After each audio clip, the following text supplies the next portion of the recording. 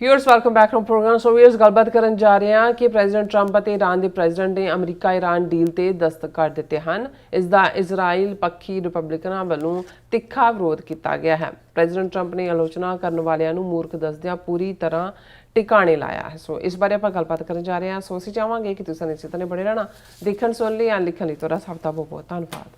ਜੀ ਡਾਕਟਰ ਸਾਹਿਬ ਕੀ ਕਹਿਣਾ ਚਾਹੋਗੇ? ਦੇਖੋ, ਕੱਲ ਦੇ ਆਪਣੇ ਆਲਮੋਸਟ ਲੀਡ ਸੈਗਮੈਂਟ ਦੇ ਵਿੱਚ ਅਸੀਂ 14 ਨੁਕਾਤੀ ਜਿਹੜਾ memo of understanding agreed upon ਹੋਇਆ, ਸਹਿਮਤੀ ਬਣੀ ਹੈ, ਉਸ ਦੇ ਉੱਤੇ ਗੱਲ ਕੀਤੀ ਸੀ ਔਰ ਉਸ ਦੇ ਉੱਤੇ ਡਿਜੀਟਲ ਸਿਗਨੇਚਰ ਤਾਂ ਹੋਏ ਸੀ। ਹੁਣ ਜਿਹੜੀ ਖਬਰ ਅੱਜ ਪ੍ਰੋਮੀਨੈਂਟਲੀ ਪਿਛਲੇ 24 ਘੰਟੇ ਦੇ ਵਿੱਚ ਗਰਦਸ਼ ਨਹੀਂ ਕਰ ਰਹੀ, ਜਿਸ ਦੇ ਉੱਤੇ ਬਹੁਤ ਸਾਰੀਆਂ ਕਾਮੈਂਟਰੀਜ਼ ਨੇ, ਕਿਉਂਕਿ ਇਹ ਜਦੋਂ ਕਿ ਪ੍ਰੈਜ਼ੀਡੈਂਟ ਟਰੰਪ G7 ਦੀ ਮੀਟ ਦੇ ਵਿੱਚ ਗਏ ਹੋਏ ਨੇ ਔਰ ਫਰਾਂਸ ਦੇ ਵਿੱਚ ਪੈਰਿਸ 'ਚ ਜਿੱਥੇ ਕਿ ਮਿਸਟਰ ਮੈਕਰੋਨ ਫ੍ਰੈਂਚ ਪ੍ਰੈਜ਼ੀਡੈਂਟ ਵੀ ਨਾਲ ਨੇ ਔਰ ਇਹ ਜਿਹੜੀ ਹੈ ਪ੍ਰੈਜ਼ੀਡੈਂਟ ਟਰੰਪ ਨੇ ਜਿਹੜੀ ਹੈ ਇਹ ਸਡਨ ਡਿਵੈਲਪਮੈਂਟ ਇਹਨੂੰ ਕਿਹਾ ਜਾ ਰਿਹਾ ਕਿ ਜਿਹੜੀ ਡੀਲ ਐਗਰੀਡ ਅਪੋਨ ਹੋਏ ਸੀ ਉਹਦੇ 'ਤੇ ਉਹਨਾਂ ਨੇ ਕੈਂਡਲ ਲਾਈਟ ਡਿਨਰ ਜਿਹਦੇ 'ਚ ਫ੍ਰੈਂਚ ਪ੍ਰੈਜ਼ੀਡੈਂਟ ਐਮੈਨੂਅਲ ਮੈਕਰੋਨ ਮੌਜੂਦ ਨੇ, ਇਹ ਪੈਲੇਸ ਆਫ ਵਰਸੇਲਸ ਦੇ ਵਿੱਚ ਪੈਰਿਸ ਦੇ ਬਾਹਰ,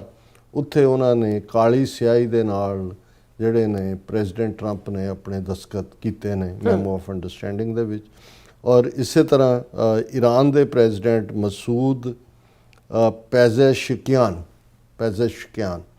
ਉਹਨਾਂ ਨੇ ਜਿਹੜਾ ਉਹ ਇਰਾਨੀਅਨ ਫੋਰਨ ਮਿਨਿਸਟਰ ਨੇ ਦੱਸਿਆ ਕਿ ਭਾਈ ਉਹਨਾਂ ਨੇ ਉੱਥੇ ਤਹਿਰਾਨ ਦੇ ਵਿੱਚ ਹੀ ਆਪਣੇ ਆਫਿਸ 'ਚ ਇਸ ਦੇ ਉੱਤੇ ਦਸਤਖਤ ਕੀਤੇ। ਹੁਣ ਇਹਦਾ ਮਤਲਬ ਇਹ ਹੈ ਕਿ ਵੀ ਦੋਨੋਂ ਪਾਸੇ ਜਿਹੜੀ ਹੈ ਇਹ ਅਪਰੂਵਲ ਹੋਈ, ਇਹਦੀ ਹੁਣ ਅਗਲੀ ਗੱਲਬਾਤ ਕਿੱਥੇ ਕਿਵੇਂ ਸ਼ੁਰੂ ਹੋਏਗੀ ਇਸ ਬਾਰੇ ਖਬਰਾਂ ਨੇ ਕਿ after memo of understanding signing Iran US talks planned in Switzerland on June 19 19 ਜੂਨ ਨੂੰ ਸਵਿਟਜ਼ਰਲੈਂਡ ਦੇ ਵਿੱਚ ਜਿਹੜੀ ਹੈ ਇਹ ਫਰਦਰ ਜਿਹੜੀ ਹੈ ਗੱਲਬਾਤ ਉਸੇ ਪਲੈਨਡ ਜਿਹੜੀ ਹੈ ਇਹ ਅੱਗੇ ਹੋਏਗੀ ਸਵਿਟਜ਼ਰਲੈਂਡ ਦੇ ਵਿੱਚ।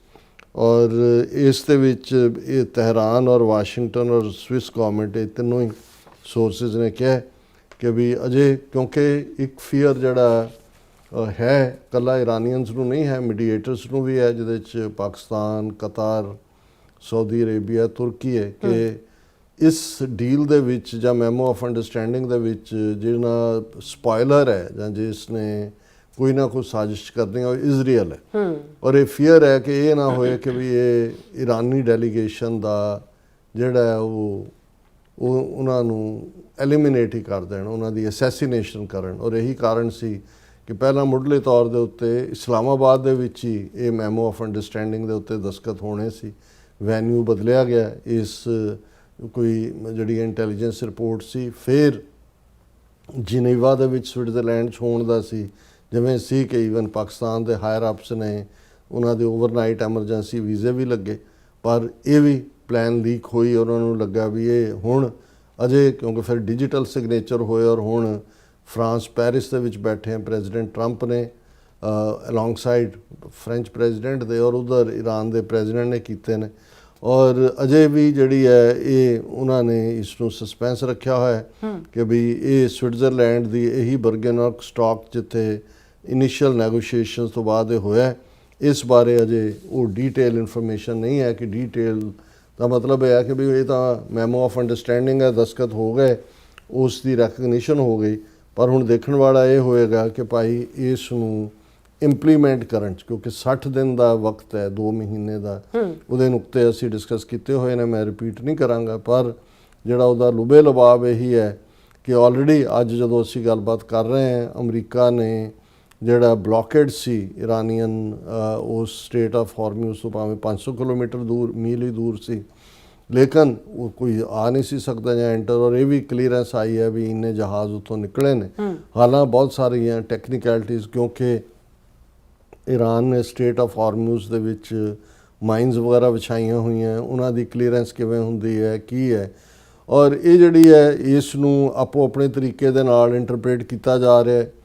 ਮੈਜੋਰਿਟੀ ਜਿਹੜੇ ਐਨਾਲਿਸਟ ਨੇ ਦੁਨੀਆ ਦੇ, ਜਿਹੜੇ ਲਿਬਰਲ ਵੀ ਨੇ ਉਹਨਾਂ ਦੇ ਵਿੱਚ ਔਰ ਦੂਸਰੇ ਵੀ ਨੇ, ਉਹ ਇਸ ਸਾਰੇ 'ਚ ਈਰਾਨ ਦਾ ਅਪਰ ਹੈਂਡ ਸ਼ੋ ਕਰਦੇ ਨੇ ਕਿ ਭਾਈ ਈਰਾਨ ਦੀ ਰੈਕਗਨੀਸ਼ਨ ਵੀ ਹੋਈ। ਉਸ ਦੀ ਬਿਗਨਿੰਗ ਦੇ ਵਿੱਚ ਹੀ ਇਹ ਮੈਂਸ਼ਨ ਹੈ ਕਿ ਦੋਨੋਂ ਮੁਲਕ ਕੋਈ ਇੰਟਰਫੀਅਰ ਨਹੀਂ ਕਰਨਗੇ। $300 billion over A period of time development ਦੇ ਲਈ ਈਰਾਨ ਨੂੰ ਦਿੱਤਾ ਜਾਏਗਾ। ਇਹ ਤਾਂ ਨਹੀਂ ਆਇਆ ਕਿ ਵੀ ਉਹ ਕੋਈ ਅਮਰੀਕਾ ਨੇ ਦੇਣਾ, ਮੋਸਟ ਲਾਈਕਲੀ ਜਿਹੜੀਆਂ ਗਲਫ ਸਟੇਟਸ ਨੇ ਉਹਨਾਂ ਰਾਹੀਂ ਹੋਏਗਾ। ਜਿਹੜੇ ਉਹਨਾਂ ਦੇ ਐਸੈਟ ਨੇ ਜਿੰਨੇ ਵੀ $1 ਬਿਲੀਅਨ ਦੇ, ਉਹ ਵੇਰੀ ਕਰਦਾ ਨੰਬਰ, ਉਹਨਾਂ ਨੂੰ ਸਲੋਲੀ ਰਿਲੀਜ਼ ਕੀਤਾ ਜਾਏਗਾ। ਈਰਾਨ ਆਪਣਾ ਜਿਹੜਾ ਸਟੱਫ ਇੰਟਰਨੈਸ਼ਨਲ ਮਾਰਕੀਟ 'ਚ ਵੇਚ ਸਕੇਗਾ ਔਰ ਇਸ ਦੇ ਨਾਲ ਨਾਲ ਜਿਹੜਾ ਹੈ ਉਹ ਸਟੇਟ ਆਫ ਹਾਰਮਿਊਜ਼ ਬਾਰੇ ਪਹਿਲੇ 60 ਦਿਨ ਉਹ ਕੋਈ ਫੀ ਵਗੈਰਾ ਚਾਰਜ ਨਹੀਂ ਕਰੇਗਾ, ਖੁੱਲ੍ਹੀ ਰਹੇਗਾ। ਲੇਕਿਨ ਇਵੈਂਚੁਅਲੀ ਜਿਹੜਾ ਕਿਉਂਕਿ ਉਹਨੇ ਆਪਣਾ ਕੰਟਰੋਲ ਸਾਬਤ ਕੀਤਾ, ਸੋ ਇਸ ਨੂੰ ਜਿਹੜੇ ਐਕਸਟ੍ਰੀਮ ਹਲਕੇ ਨੇ ਉਹ ਦੋਨੋਂ ਪਾਸਿਓਂ ਹੀ ਉਹ ਈਰਾਨ ਦੀ ਜਿੱਤ ਔਰ ਅਮਰੀਕਾ ਦਾ ਸਰੈਂਡਰ ਵੀ ਕਹਿੰਦੇ ਨੇ। ਪਰ ਅਮਰੀਕਾ ਦਾ ਇਹ ਕਹਿਣਾ ਹੈ ਕਿ ਬਈ ਸਾਡਾ ਮਕਸਦ ਜਿਹੜਾ ਸੀ ਉਹ ਈਰਾਨ ਤੋਂ ਇੱਕ ਕਮਿਟਮੈਂਟ ਸੀ ਕਿ ਉਹ ਨਿਊਕਲੀਅਰ ਨਹੀਂ ਕਰੇਗਾ ਡਿਵੈਲਪ, ਔਰ ਅਜੇ ਇਸ 'ਤੇ ਵੀ ਇਹਨਾਂ 60 ਦਿਨਾਂ 'ਚ ਡਿਸਾਈਡ ਹੋਣਾ ਹੈ ਕਿ ਜਿਹੜਾ ਆਲਰੇਡੀ ਐਨਰਿਚਡ ਯੂਰੇਨੀਅਮ ਹੈ, ਜਿਹੜਾ ਕੋਈ 55% ਐਨਰਿਚਡ ਕਹਿੰਦਾ, ਕੋਈ 60% ਕਹਿੰਦਾ, ਉਹਦਾ ਕੀ ਕਰਨਾ ਹੈ। ਕਿਉਂਕਿ ਪਹਿਲਾਂ ਤਾਂ ਸੀ ਵੀ ਅਮਰੀਕਾ ਲਿਆਉਣਾ ਹੈ, ਫਿਰ ਉਹ ਸੀ ਕਿ ਰੂਸ ਨੂੰ ਦੇ ਦਿਓ, ਜਿਵੇਂ 2015 ਦੀ ਓਬਾਮਾ ਡੀਲ ਵੇਲੇ ਸੀ। ਹੁਣ ਇਹ ਹੈ ਕਿ ਉੱਥੇ ਹੀ ਉਹਨੂੰ ਡਿਸਟਰੋਏ ਕੀਤਾ ਜਾਏ। ਪਰ ਇਹਦੇ ਨਾਲ ਜਿਵੇਂ ਪ੍ਰੈਜ਼ੀਡੈਂਟ ਟਰੰਪ ਨੇ ਜਿਹੜੀਆਂ ਉਹਨਾਂ ਦੀਆਂ ਕਲਿੱਪਸ ਛੋਟੀਆਂ ਈਵਨ ਇੱਥੋਂ ਦੇ ਜਿਹੜੇ ਹੋਸਟ ਨੇ ਜਾਂ ਪੋਡਕਾਸਟਰ ਨੇ ਉਹ ਵੀ ਬਿਆਨ ਕਰ ਰਹੇ ਨੇ, ਜਿਹਦੇ 'ਚ ਉਹਨਾਂ ਨੇ ਕਿਹਾ ਕਿ ਵੀ ਉਹਨੇ ਈਰਾਨ ਨੇ ਬਿਜਲੀ ਵੀ ਉਹਨੂੰ ਚਾਹੀਦੀ ਹੈ, ਦੂਜੀ ਵੀ ਹੈ, ਉਹਦੇ ਲਈ ਤਾਂ ਨਿਊਕਲੀਅਰ ਚਾਹੀਦਾ। ਫਿਰ ਜਦੋਂ ਉਹਨਾਂ ਨੂੰ ਪੁੱਛਿਆ ਗਿਆ ਕਿ ਵੀ ਪੈਸੇ ਫ੍ਰੀ, ਉਹਨੇ ਕਿਹਾ ਉਹਨਾਂ ਦੇ ਪੈਸੇ ਸੀ, how we can hold for so long, ਵੀ ਅਸੀਂ ਤਾਂ ਉਹ ਨਿਊਕਲੀਅਰ ਨਾ ਹੋਏ। ਔਰ ਨਾਲ ਦੀ ਨਾਲ ਉਹਨਾਂ ਨੇ, ਕਿਉਂਕਿ ਇਜ਼ਰਾਈਲ ਵੱਡਾ ਇੰਪੈਡੀਮੈਂਟ ਹੈ, ਉਹਦੇ 'ਚ ਉਹਨਾਂ ਨੇ ਕੱਲ੍ਹ ਵੀ ਕਿਹਾ ਸੀ ਮੈਂ ਨਾ ਹੁੰਦਾ ਤਾਂ 2 ਘੰਟੇ ਨਾਲ ਟਿਕਿਆ ਇਜ਼ਰਾਈਲ। ਉਹਨਾਂ ਨੇ ਕਿਹਾ ਵੀ ਅਸੀਂ ਈਰਾਨ ਨੂੰ ਰੋਕਤਾ ਹੈ, ਜੇ ਕਰੇ ਤਾਂ ਇਜ਼ਰਾਈਲ ਐਗਜ਼ਿਸਟ ਹੀ ਨਾ ਕਰਦਾ। ਸੋ ਇਸ ਸਾਰੇ ਦੇ ਚੱਲਦਿਆਂ ਫਿਰ ਵੀ ਕਿਉਂਕਿ ਜਿਹੜਾ ਸਭ ਤੋਂ ਵੱਡਾ ਬੇਸ ਹੈ ਪ੍ਰੈਜ਼ੀਡੈਂਟ ਟਰੰਪ ਦਾ, ਜਿਹਨੂੰ ਮੈਗਾ ਬੇਸ ਕਹਿੰਦੇ ਨੇ, ਉਹਦੇ 'ਚੋਂ ਵੀ ਅੱਡ ਆਵਾਜ਼ਾਂ ਨਿਕਲੀਆਂ ਨੇ। ਕੁਝ ਸੈਨੇਟਰ ਜਿਹੜੇ ਨੇ, ਹਾਲਾਂ ਮੈਨੂੰ ਸੀ ਕਿ ਸਭ ਤੋਂ ਵੱਡਾ ਕ੍ਰਿਟਿਕ ਜਿਹੜਾ ਹੈ ਉਹ ਸਾਊਥ ਕੈਰੋਲਾਈਨਾ ਦਾ ਲਿੰਡਜ਼ੀ ਗ੍ਰੈਮ ਹੋਏਗਾ, ਪਰ ਉਹਨੇ ਸਪੋਰਟ ਕੀਤਾ। ਉਹਨੇ ਕਿਹਾ ਜੀ ਇਹ ਟੈਸਟ ਹੈ, ਕੋਈ ਨਹੀਂ ਦੇਖਾਂਗੇ। ਹਾਲਾਂ ਉਹਨੇ ਵੀ ਕਿਹਾ ਵੀ ਇਹ 300 ਬਿਲੀਅਨ ਦੇਣਾ ਉਹ ਠੀਕ ਨਹੀਂ ਹੈ ਈਰਾਨ ਨੂੰ, ਲੇਕਿਨ ਉਹ ਜਿਹੜਾ ਉਹਦਾ ਕਰਟੇਲਡ ਹੈ ਜਿਹੜਾ ਕ੍ਰਿਟਿਸਿਜ਼ਮ ਹੈ। ਲੇਕਿਨ ਜਿਹੜਾ ਕੁਝ ਰਿਪਬਲਿਕਨਸ ਨੇ, ਸੈਨੇਟਰਸ ਨੇ ਜਿਨ੍ਹਾਂ ਦੇ ਵਿੱਚ, ਉਹਨਾਂ ਨੇ ਖੁੱਲ੍ਹ ਕੇ ਇਸ ਦਾ ਵਿਰੋਧ ਕੀਤਾ ਹੈ। ਡੈਮੋਕ੍ਰੈਟ ਆਪਣੇ ਤੌਰ 'ਤੇ ਕਰ ਰਹੇ ਨੇ, ਉਹ ਕਹਿੰਦੇ ਨੇ ਆਹੀ ਕੁਛ ਕਰਨਾ ਸੀ, ਉਹ ਤਾਂ ਓਬਾਮਾ ਨੇ ਕਰਵਾਇਆ ਹੀ ਹੋਇਆ ਸੀ 2015 'ਚ। ਫਿਰ ਇੰਨੀ ਤਬਾਹੀ ਕਾਹਨੂੰ ਕਰਵਾਉਣੀ ਸੀ, ਇੰਨੇ 100 ਬਿਲੀਅਨ ਜਿਹੜਾ ਖਰਚ ਵੀ ਹੋਇਆ ਔਰ ਅਮਰੀਕਾ ਦੀ ਪ੍ਰੈਸਟੀਜ ਵੀ ਟੁੱਟੀ। ਪਰ ਪਹਿਲਾਂ ਮੈਂ ਜਿਹੜਾ ਉਹ ਟਰੰਪ, ਉਹਨਾਂ ਨੇ ਡਿਫੈਂਡ ਕੀਤਾ ਇਸ ਡੀਲ ਨੂੰ, ਔਰ ਉਹਨਾਂ ਨੇ ਕਿਹਾ ਕਿ ਵੀ ਦੇਖੋ ਇਹ ਜਿਹੜੇ ਮੂਰਖ ਨੇ ਜਿਹੜੇ ਇਹਦਾ ਵਿਰੋਧਤਾ ਕਰ ਰਹੇ ਨੇ ਡੀਲ ਦੇ, ਜਿਹੜੇ ਕਹਿੰਦੇ ਨੇ ਕਿ ਜਿਵੇਂ ਮੈਂ ਈਰਾਨ ਦੇ ਉੱਤੇ ਕੋਈ ਜ਼ਿਆਦਾ ਸਖਤ ਨਹੀਂ ਹੋਇਆ, ਇਹਨਾਂ ਨਾਲੋਂ ਜ਼ਿਆਦਾ ਸਿਆਣੀ ਤਾਂ ਸਟਾਕ ਮਾਰਕੀਟ ਹੈ। ਜੇ ਸਟਾਕ ਮਾਰਕੀਟ ਜਿਹੜੀ ਹੈ ਉਹ ਰਿਕਾਰਡ ਹਾਈ ਤੇ ਗਈ ਹੈ, ਤੇਲ ਦੀਆਂ ਕੀਮਤਾਂ ਥੱਲੇ ਡਿੱਗੀਆਂ ਨੇ, ਟੰਬਲਿੰਗ ਡਾਊਨ, ਤੇ ਫਿਰ ਇਹਨਾਂ ਮੂਰਖਾਂ ਨੂੰ ਸਮਝ ਨਹੀਂ ਹੈ। ਜਾਂ ਇਹ ਈਰਖਾ ਕਰਦੇ ਨੇ, ਜੈਲਸ ਨੇ, ਤੇ ਜਾਂ ਸਟੂਪਿਡ ਨੇ। ਟਰੰਪ ਦਾ ਤਾਂ ਸਟਾਈਲ ਤਾਂ ਇਹੀ ਹੈ ਨਾ। ਉਹਨੇ ਕਿਹਾ ਜੀ ਇਹਨਾਂ ਨੂੰ ਸਮਝ ਨਹੀਂ ਹੈ ਕਿ ਵੀ ਇਹ ਕਿੰਨੀ ਵਧੀਆ ਡੀਲ ਹੋਈ ਹੈ, ਵੀ ਸਟਾਕ ਮਾਰਕੀਟ ਉੱਤੇ ਚਲੀ ਗਈ, ਆਇਲ ਪ੍ਰਾਈਸ ਥੱਲੇ ਚਲੇ ਗਏ। ਇਹ ਆਪਣੇ ਆਪ ਦੇ ਵਿੱਚ ਹੀ ਦੱਸਦੀ ਹੈ ਵੀ ਇਹ ਕਿੰਨੀ ਵਧੀਆ ਡੀਲ ਹੈ। ਔਰ ਉਹਨਾਂ ਨੇ ਜਿਹੜਾ ਇਹ ਸਾਰੇ ਦੇ ਉੱਤੇ ਇਹ ਟੇਕ ਲਈ ਹੈ। ਔਰ ਇਹ ਜਿਹੜੀ ਹੁਣ ਐਂਗਰ ਦੀ ਗੱਲ ਹੈ, ਜਿਹੜੀ ਕਿ AFP ਦੀ ਸਟੋਰੀ ਹੈ ਕਿ Trump's Iran deal sparks anger among Republican hawks, ਕਿ ਜਿਹੜੇ ਰਿਪਬਲਿਕਨ ਪਾਰਟੀ ਦੇ ਵਿੱਚ ਬੈਠੇ, ਇਹ ਜਦੋਂ ਪੋਲੀਟੀਕਲੀ ਕੋਈ ਬਹੁਤ ਤਿੱਖੀ ਸੁਰ ਵਾਲਾ ਹੋਏ ਉਹਨੂੰ ਹੌਕ ਕਹਿੰਦੇ ਨੇ, ਬਾਜ਼ ਦੇ ਉੱਤੇ, ਕਿ ਬਾਜ਼ ਵਾਂਗ ਹੈ। ਤੇ ਜਿਹੜਾ ਥੋੜਾ ਜਿਹਾ ਨਰਮ ਸਟੈਂਡ ਵਾਲਾ, ਨਰਮ ਦਲੀਏ ਜਿਹਨੂੰ ਕਹਿੰਦੇ ਨੇ, ਉਹਨਾਂ ਨੂੰ ਪਿਜਨ ਕਹਿੰਦੇ ਨੇ, ਕਿ ਜੀ ਕਬੂਤਰਾਂ ਵਰਗੇ। ਹੁਣ ਉਹ ਕਹਿੰਦਾ ਵੀ ਜਿਹੜੇ ਰਿਪਬਲਿਕਨ ਹੌਕ ਨੇ ਉਹਨਾਂ ਨੇ ਇਸ ਦੇ ਉੱਤੇ ਬੜੀ ਸਖਤ ਲਾਈਨ ਲਈ ਹੈ। ਔਰ ਸਭ ਤੋਂ ਜ਼ਿਆਦਾ ਇਸ ਦੇ ਉੱਤੇ ਜਿਹੜਾ ਤਿੱਖੇ ਦੀ ਗੱਲ ਹੈ, ਰਿਪਬਲਿਕਨ ਸੈਨੇਟਰ ਨੇ ਬਿਲ ਕੈਸਿਡੀ, ਉਹਨਾਂ ਨੇ ਆਪਣੇ ਜਿਹੜਾ ਲਿਖਿਆ, ਉਹਨਾਂ ਨੇ ਕਿਹਾ ਕਿ ਵੀ ਇਹ ਰੋਨਾਲਡ ਰੀਗਨ ਜਿਹੜਾ ਸਾਬਕਾ ਪ੍ਰੈਜ਼ੀਡੈਂਟ ਹੈ ਵੁੱਡ ਬੀ ਰੋਲਿੰਗ ਓਵਰ ਇਨ ਹਿਸ ਗ੍ਰੇਵ, ਕਿ ਉਹ ਆਪਣੀ ਕਬਰ ਦੇ ਵਿੱਚ ਜਿਹੜਾ ਹੈ ਉਹ ਪਲਸੇਟੇ ਮਾਰ ਰਿਹਾ ਹੋਏਗਾ। The worst foreign policy blunder in decades, ਇਹ ਜਿਹੜਾ ਟਰੰਪ ਦਾ ਡੀਲ ਕਰਨਾ ਹੈ, ਇਹ ਕਈ ਦਹਾਈਆਂ ਦੇ ਵਿੱਚ ਜਿਹੜਾ ਇਹ ਇਸ ਤੋਂ ਮਾੜਾ ਕੋਈ ਵਿਦੇਸ਼ ਮੰਤਰਾਲੇ ਨਾਲ ਸੰਬੰਧਿਤ ਫੈਸਲਾ ਨਹੀਂ ਲਿਆ ਗਿਆ। ਉਹਨਾਂ ਨੇ ਕਿਹਾ ਕਿ before the war the state was open, Iran was being crushed by sanctions and 13 service members were still alive. Now 13 Americans are dead. Families have paid billions at the pump.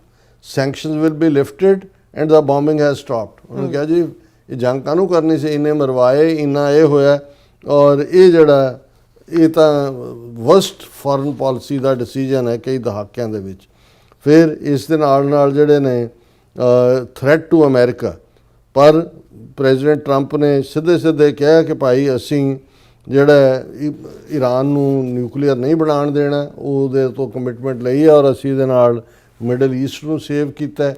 ਔਰ ਇਹ ਸਾਰੇ ਦੇ ਚਲਦਿਆਂ ਦੂਸਰੇ ਟੈਡ ਕਰੂਜ਼, ਜਿਵੇਂ ਮੈਂ ਕਿਹਾ, ਉਹਨਾਂ ਨੇ ਨਰਮ ਲਾਈਨ ਲਈ ਹੈ। ਉਹਨਾਂ ਨੇ ਕਿਹਾ ਕਿ ਵੀ ਕੋਈ ਗੱਲ ਨਹੀਂ ਹੈ ਕਿ ਇਹ ਜਿਹੜੀ ਹੈ ਉਹਨਾਂ ਨੇ ਅਪੋਜ਼ ਕੀਤਾ ਜਿਹੜਾ 300 ਬਿਲੀਅਨ ਈਰਾਨ ਨੂੰ ਦੇਣਾ। Suddenly come in with massive buckets of cash to let them rebuild and become a threat to America again, ਕਿ ਜੀ ਇਹ ਤਾਂ ਅਗੇਨ ਇੱਕਦਮ ਰੀਬਿਲਡ ਹੋਣਗੇ, ਅਮਰੀਕਾ ਦੇ ਲਈ ਥ੍ਰੈਟ ਹੋਣਗੇ। ਔਰ ਇਸ ਦੇ ਨਾਲ ਜਿਹੜੇ ਟੈਕਸਸ ਦੇ ਸੈਨੇਟਰ ਜੌਨ ਕੋਰਨੀਅਨ ਹੈ, ਉਹਨਾਂ ਨੇ ਰਿਪੋਰਟਰਸ ਨੂੰ ਕਿਹਾ ਕਿ he was concerned the accord could be little more than an intermission, leaving Iran able to rebuild its arsenal and keep enriching uranium. ਕਿ ਇਹ ਨਾ ਹੋਏ ਵੀ ਈਰਾਨ ਇਸ ਦਾ ਫਾਇਦਾ ਉਠਾ ਕੇ ਉਹਨਾਂ ਦੇ ਲਈ ਇੱਕ ਇੰਟਰਵਲ ਵਾਂਗ ਹੋਏ, ਉਹ ਆਪਣਾ ਅਗੇਨ ਐਨਰਿਚ ਕਰੇ ਯੂਰੇਨੀਅਮ ਔਰ ਆਪਣਾ ਆਰਸੈਨਲ ਬਣਾਏ। ਇਸੇ ਤਰ੍ਹਾਂ ਸੈਨੇਟ ਮੈਜੋਰਿਟੀ ਲੀਡਰ ਜਿਹੜੇ ਨੇ ਮਿਸਟਰ ਜੌਨ ਥਿਊਨ, ਉਹਨਾਂ ਦੀ ਅਪਰੋਚ ਕੌਸ਼ੀਅਸ ਸੀ, ਪਰ ਉਹਨਾਂ ਨੇ ਕਿਹਾ ਵੀ ਲਾਅ ਮੇਕਰ ਜਿਹੜੇ ਨੇ they need answers on whether the agreement addressed Iran's nuclear programme, ballistic missiles and support for militant groups. ਕਿਉਂਕਿ ਜਿਵੇਂ ਮੈਂ ਕਿਹਾ ਵੀ ਇਹ 60 ਦਿਨ ਕਰੂਸ਼ਲ ਹੋਣੇ ਨੇ। ਇੱਧਰਲੇ ਇਹਨਾਂ ਹੌਕਸ ਨੇ ਵੀ ਕੋਸ਼ਿਸ਼ ਕਰਨੀ ਹੈ ਡੀਰੇਲ ਕਰਨ ਦੀ। ਇਜ਼ਰਾਈਲ ਉਹਨਾਂ ਦੀ ਏਜੰਸੀ ਮੋਸਾਦ ਕਿਸ ਲੈਵਲ ਤੇ ਕੀ ਕਰੇਗੀ ਇਹ ਆਉਣ ਵਾਲੇ ਦਿਨ ਹੀ ਦੱਸਣਗੇ। ਪਰ ਇਕੱਲਾ ਇਹੀ ਨਹੀਂ ਵੀ ਟਰੰਪ ਨੇ ਹਾਰਡ ਲਾਈਨ ਲਈ ਹੈ ਔਰ ਉਹਨਾਂ ਨੂੰ ਜਿਹੜਾ ਉਹ ਫੂਲ ਕਿਹਾ ਹੈ। ਈਵਨ ਵਾਈਸ ਪ੍ਰੈਜ਼ੀਡੈਂਟ JD ਵੈਂਸ ਨੇ, ਕਿਉਂਕਿ ਇੱਕ ਇਜ਼ਰਾਈਲੀ ਮਿਨਿਸਟਰਸ ਨੇ ਵੀ ਜਿਹੜਾ ਉਹ ਜਿਹੜਾ ਪ੍ਰੈਜ਼ੀਡੈਂਟ ਟਰੰਪ ਦੇ ਨੂੰ ਜਿਹੜਾ ਇਸ ਦੇ ਲਈ ਬੁਰਾ ਭਲਾ ਕਹਿਣਾ ਸ਼ੁਰੂ ਕੀਤਾ ਹੈ। ਤੇ JD ਵੈਂਸ ਨੇ ਕਿਹਾ ਕਿ ਵੀ President Trump is the only head of state in the entire world who is sympathetic to the nation of Israel। ਇਹ ਸਾਰੀ ਦੁਨੀਆ 'ਚ ਜੇ ਇਜ਼ਰਾਈਲ ਦੇ ਲਈ ਕੋਈ ਹਮਦਰਦੀ ਰੱਖਦਾ ਤੇ ਉਹ ਪ੍ਰੈਜ਼ੀਡੈਂਟ ਟਰੰਪ ਹੈ। ਆਪਣਾ ਹਾਲ ਦੇਖੋ ਵੀ ਦੁਨੀਆ 'ਚ ਤੁਹਾਨੂੰ ਕਿਵੇਂ ਥੂ ਕਰਦੀ ਕਹਿਣਾ। And warning that Israel should not be criticizing the only powerful ally it has left, ਕਿ ਬਾਕੀਆਂ ਨੇ ਤਾਂ ਕਿਨਾਰਾ ਕਰ ਲਿਆ ਹੋਇਆ ਇਜ਼ਰਾਈਲ ਤੋਂ, ਇੱਕੋ ਇੱਕ ਤੁਹਾਡੇ ਕੋਲ ਬਚਿਆ ਹੈ। ਆਪਣੇ ਇਸ ਕਿਸਮ ਦੀ ਨਿੰਦਿਆ ਦੇ ਨਾਲ ਉਹਨੂੰ ਨਾ ਗਵਾ ਲੈਣਾ। ਔਰ ਨਾਲ ਹੀ ਉਹਨਾਂ ਨੇ ਕਿਹਾ Vance said Israeli official should wake up and smell the reality of their country's dependence on American support, ਕਿ ਭਾਈ ਜੋ ਵੀ ਤੁਹਾਡਾ ਹੈਗਾ ਅਮਰੀਕਾ ਦੇ ਨਾਲ ਹੀ, ਅਮਰੀਕਾ ਦੇ ਸਿਰ ਤੇ ਹੀ ਤੁਸੀਂ ਤੜਕਦੇ ਫਿਰਦੇ ਹੋ। ਸੋ ਇਸ ਦੇ ਵਿੱਚ ਹੁਣ ਇਹ ਦੇਖਣਾ ਹੋਏਗਾ ਦੋ ਚੀਜ਼ਾਂ ਆਉਣ ਵਾਲੇ ਦਿਨਾਂ 'ਚ। ਇੱਕ ਤਾਂ 60 ਦਿਨਾਂ ਦੇ ਵਿੱਚ ਸਕਸੈਸਫੁਲੀ ਡੀਲ ਤੱਕ ਪਹੁੰਚਣਾ, ਬਹੁਤ ਸਾਰੀਆਂ ਰੁਕਾਵਟਾਂ ਹੋਣਗੀਆਂ, ਬਹੁਤ ਸਾਰੇ ਜਿਹੜੇ ਨੇ ਉਹ ਜਿਹੜੀਆਂ ਨੇ ਨੈਗੇਟਿਵਿਟੀਜ਼ ਹੋਣਗੀਆਂ। ਔਰ ਫਿਰ ਉਸ ਤੋਂ ਬਾਅਦ ਵਿਦਨ ਸੈਨੇਟ ਐਂਡ ਕਾਂਗਰਸ, ਖਾਸ ਤੌਰ ਤੇ ਮਿਡ ਟਰਮ ਇਲੈਕਸ਼ਨਾਂ ਤੱਕ ਪਹੁੰਚਦੇ ਆ, ਪ੍ਰੈਜ਼ੀਡੈਂਟ ਟਰੰਪ ਕਿੰਨਾ ਕੁ ਜਿਹੜੀ ਸਪੋਰਟ ਉਹਨਾਂ ਨੇ ਲੂਜ਼ ਕੀਤੀ ਡਿਊਰਿੰਗ ਦਾ ਵਾਰ ਉਹਨੂੰ ਗੇਨ ਕਰਨਗੇ, ਇਸ ਤੇ ਡਿਪੈਂਡ ਕਰੇਗਾ।